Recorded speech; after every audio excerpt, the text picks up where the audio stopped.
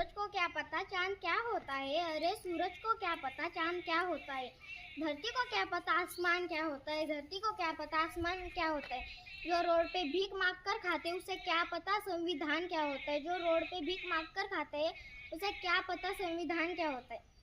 आज मी डॉक्टर बाबासाहेब आंबेडकर यांच्या जीवनचरित्रावर 2 शब्द भाषण सांगणार आहे. ते तुम्ही शांतचित्ताने ऐकावे ही माझी नम्र विनंती. तर मित्रांनो, त्या काळी एक वेळचं खायला अन्न मिळत नव्हतं. अशा वेळेला सुभेदार रामजी आंबेडकर यांच्या वसाहतमध्ये 14वे रत्न म्हणून प्र च्या लहू या गावात भीमराव जन्माला आले. तर मित्रांनो, डॉक्टर बाबासाहेब आंबेडकर यांच्या आईचे नाव भीमाबाई असे होते. डॉक्टर बाबासाहेब आंबेडकरांचे जन्म 14 तारखेला 14वे वडिलांना पुत्र होणे ही एक आश्चर्याची व संयोगाची गोष्ट आहे.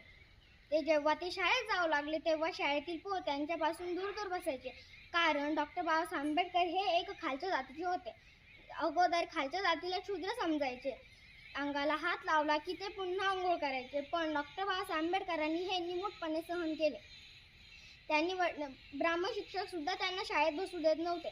एकदा डॉक्टर बाबासाहेब आंबेडकरांनी शाळेच्या खिडकीजवळ बसून मास्तर काय शिकवत याचा अभ्यास केला. त्यांनी वडिलांना विचारले, आमच्या घरी महाभारत आहे, रामायण ग्रंथ आहे, तरी हे लोक विटाळ का मानतात. रामजीच्या लक्षात आले, पोरगा आता हुशार झाला. ते 1907 मध्ये मॅट्रिक पास झाले.